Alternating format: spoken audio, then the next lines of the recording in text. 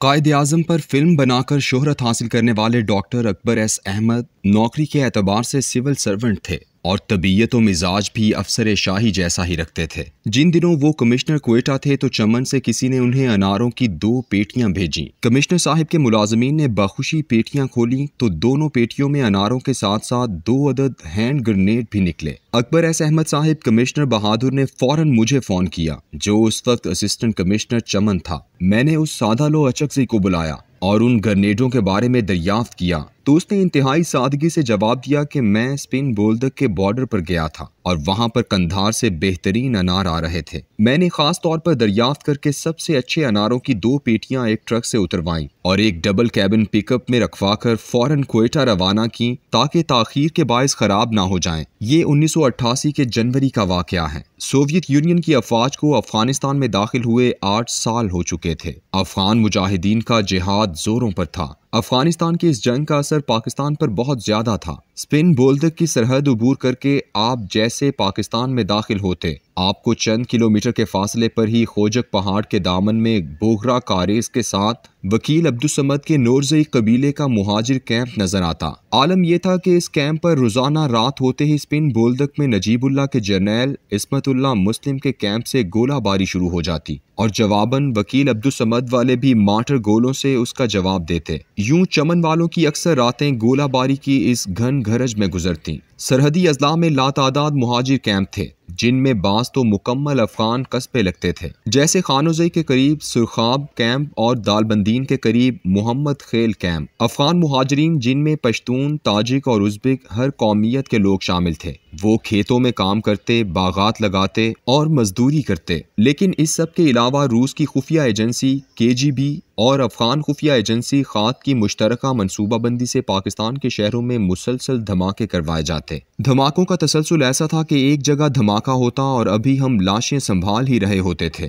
कि वायरलेस पर किसी दूसरे धमाके की इत्तला मिल जाती। उस दौर का अफगानिस्तान एक ऐसा मुल्क था जहां हमारे यहाँ के जराइम पेशा लोग और मफरूर जाकर पनाह लिया करते थे। पाकिस्तान से गाड़ियां चोरी करके वहां बेची जाती थी। इस तरह के परेशान कुन हालात के बावजूद 1 घंटे के लिए भी कभी अफगानिस्तान से आने वाले अनार, अंगूर, सेब और ड्राई फ्रूट के ट्रकों को नहीं रोका गया। इसी तरह कराची की बंदरगाह से जो सामान अफगानिस्तान में बरामद किया जाता था, जिसे ट्रांजिट ट्रेड कहते हैं, वो भी मुसलसल जारी रही। सोवियत यूनियन के चले जाने के बाद अफगान जिहादी गिरोहों में खाना जंगी शुरू हो गई। पूरा अफगानिस्तान बदअमनी और खौफ की आग में जलने लगा। हिकमत यार और अहमद शाह मसूद की जंग ने वहां भारत को भी दखल अंदाजी का मौका फराहम किया। पूरे अफगानिस्तान में जगह जगह भत्ताखोरों की चेक पोस्टें थीं, जहां से गुजरने वाले ट्रक बाकायदा तावान अदा करके गुजरते। इस सब के बावजूद भी अफगानिस्तान से आने वाले फलों और ड्राई फ्रूट के ट्रकों को कभी नहीं रोका गया, बल्कि इस दौरान तो पाकिस्तान से सामान वस्त एशियाई रियासतों को भी जाने लगा था।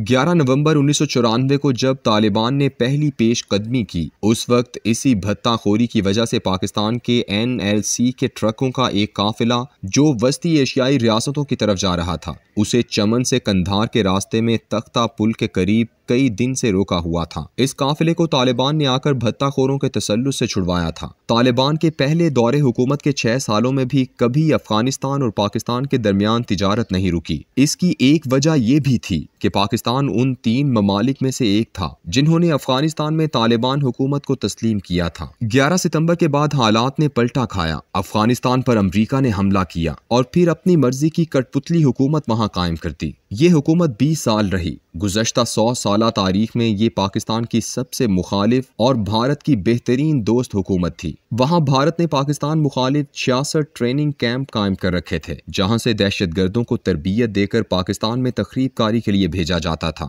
अफगानिस्तान से मुसलसल सरहद पार करके दहशतगर्द आते और पाकिस्तानी सरहदी चौकियों पर हमले करते और हमारे जवानों को शहीद करते। इन्हीं सरहदी खिलाफवर्जियों की वजह से ही पाकिस्तान को अपनी सरहद पर बाड़ लगाना पड़ी। इतनी बदतरीन मुखालिफ हुकूमत के बावजूद भी एक दिन के लिए अफगानिस्तान के साथ तिजारत नहीं रुकी। हालांकि दोनों अमरीकी कठपुतली अफगान हुकूमतें इस कदर भारत नवाज और पाकिस्तान दुश्मन थीं कि पाकिस्तान, जिसकी अफगानिस्तान के साथ तिजारत का हजम $2.7 अरब था, मगर ईरान की मदद से चाबहार बंदरगाह को भारत के इख्तियार में देने से उसका हजम घटकर सिर्फ $1.6 अरब रह गया। भारत अफगानिस्तान को अपने जेर असर रखने के लिए नुकसान उठाकर सस्ती अशिया फराहम करता था। इस कदर पाकिस्तान दुश्मन हुकूमत के बावजूद भी अफगानिस्तान से अनार, अंगूर, सेब और ड्राई फ्रूट के ट्रक मुसलसल आते रहे। लेकिन 15 अगस्त 2021 को जैसे ही तालिबान ने इक़्तिदार संभाला, पाकिस्तान ने अफगानिस्तान के साथ अपनी सरहद बंद कर दी। ताजिर जिन्होंने दोनों तरफ ऑर्डर दे रखे थे,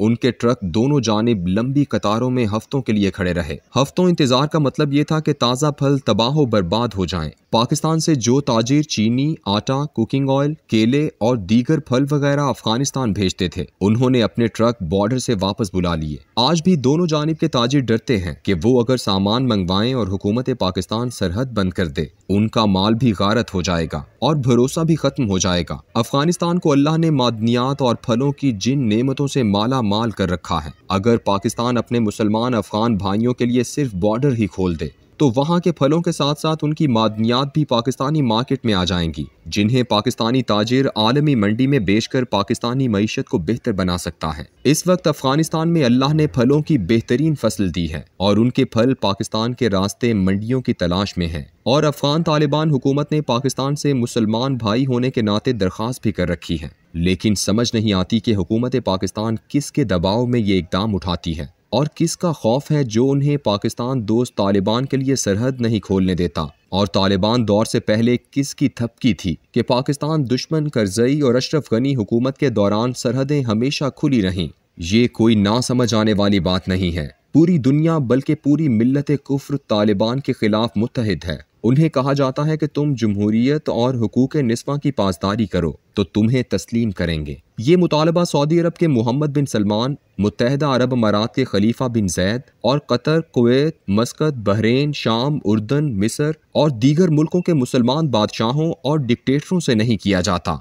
सब मुसलमान एक अल्लाह की बादशाही का ऐलान करते हैं। लेकिन कोई तो फर्क है इन तालिबान और दीगर मुसलमानों में कि तालिबान का नारा तकबीर दुनिया भर के कुफ्र के सीने में कांटे की तरह पैवस्त होता है, जबकि बाकी ममालिक फजाओं को तकबीर के नारों से मौजज़न भी कर दें तो किसी को कुछ फर्क नहीं पड़ता।